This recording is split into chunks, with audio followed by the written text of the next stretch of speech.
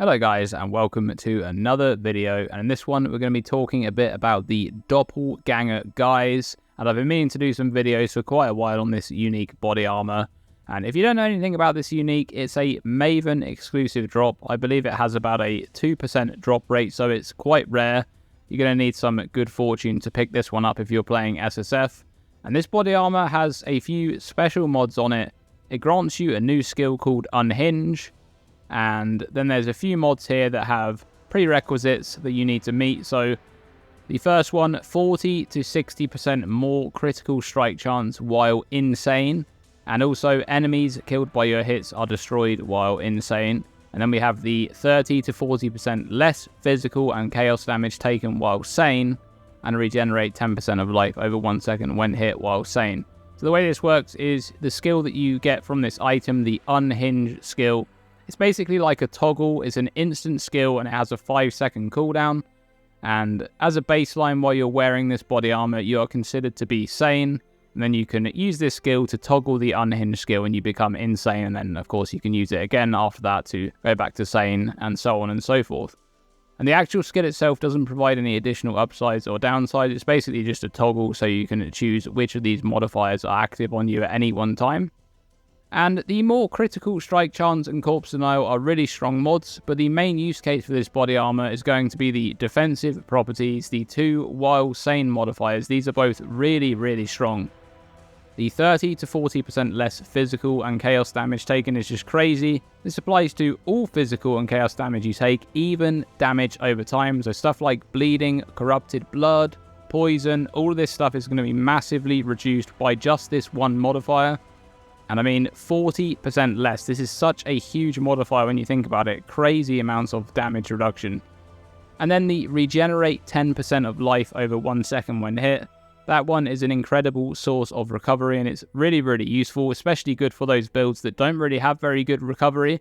And as long as you're occasionally getting hit, whenever you do get hit and take a bit of damage, well, you're just going to recover it back up again with this regeneration mod. So that's really nice.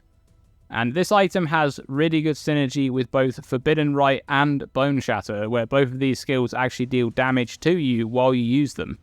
And that damage is considered to be a hit. So Forbidden Rite deals chaos damage to you, and Boneshatter deals physical damage to you. And that self-damage is going to be mitigated by the less damage taken modifier. And then because the damage was a hit, you're going to be able to recover 10% of life over 1 second every time you use those skills. And that's really great synergy there. There's some unique items that have a similar effect too. The Eye of Innocence amulet will deal a hit of fire damage to you whenever you ignite an enemy. There's the Skuld's bridal helmet that will hit you for physical damage whenever you use a skill. The Heartbound Loop ring will also hit you for some physical damage whenever one of your minions dies. And the Storm secret ring that will deal a hit of lightning damage to you whenever Herald of Thunder strikes an enemy. There's a few others like this too, but these could be used in combination with the Doppelgänger Guise to enable some really good recovery that doesn't rely on actually being hit by an enemy. And then there's the crazy synergy with Divine Flesh too, where half of all of the incoming elemental damage that you take is actually taken as chaos damage instead. So all of those big chunky elemental hits that are coming in and going to have their damage split in half, and half will be taken as chaos, and then that half is going to be mitigated by that massive less damage taken modifier, which is really strong. But it's not just hits, because Divine Flesh also works for damage over time, and that means all of those pesky elemental dots, the ground effects in the Shaper and Maven boss fights, for example, or Ignite and things like that, all of that damage over time is going to be split, with half of it taken as chaos, and once again, that's going to be largely reduced by that less chaos damage taken modifier. And of course, if you're using Divine Flesh, you can also make great use of the two new Armour and Energy Shield Masteries, the 10% of physical damage taken as chaos damage. That works from hits, and that's really strong to further mitigate that damage. And the 10% of armor applying to chaos damage, once again, for hits, and that's really strong as well if you're stacking a bit of armor. Both of those are great, but actually, I think one of the best use cases for the Doppelgänger Guise is actually when you lack armor and you lack physical damage reduction. And you're just going to be able to use this body armor in combination with some additional physical damage reduction mods like a shield mod, or the reduction that you get from endurance charges, and this means that you may even be able to completely forego using determination or anything like that, because with this kind of setup, you're going to be so strong against those really dangerous fizz dots like bleeding. And I actually remember a hardcore build that Octavian played a while back, and it was a self-cast Forbidden Rite occultist that used this body armor to help mitigate the Forbidden Rite self-damage. But it also just didn't use anything like Determination, and it got by just fine without it thanks to the less damage taken mod on this unique. And I'm really surprised at the relatively low popularity of the Doppelgänger Guise in this league. In softcore Trade Crucible, only 0.3% of characters are using it, and you could make the argument that players value defenses a little bit less than in hardcore, but even when we look at hardcore Trade Crucible, this is even lower with just a 0.1% representation of characters using the Doppelgänger's Guise. And I think in a lot of ways, the Doppelgänger's Guise has some similarities with the new body armor, the new unique body armor in this patch, the Fourth Vow.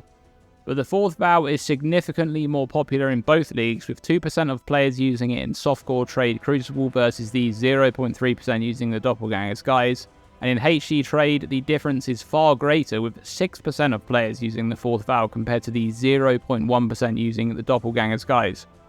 And I'm going to be doing some more videos on the comparison between these two body armors, because as I said, I think you can draw some similarities between the two, and both of them can often be used in very, very similar builds. And they both have their upsides and their downsides, so it'll be really interesting to compare those two body armors. But overall, I really feel that this unique body armor, the Doppelgänger's Guise, is very underrated right now, and it's significantly easier to slot into a build than the Fourth Vow is, as it doesn't really need any kind of armor scaling to really benefit from it. You can just slot this in there, and you're going to have that massive, less damage taken modifier on both physical and chaos, and as I said earlier, that's going to really, really help you out if you don't have any other kind of additional way to mitigate physical damage. And a lot of builds do struggle with that. I mean, you do have a lot of builds where you're either not running Determination or you are running Determination, but you don't have very much armor scaling, so your armor's not very effective.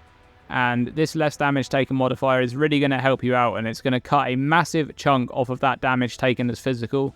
And so I am sort of a bit unsure as to why this is not used very much. What do you guys think about this unique? Is it underrated? Maybe you're using it in a build right now, or if you've used it in the past, let me know down in the comment section below. And as always, stay tuned and stay safe.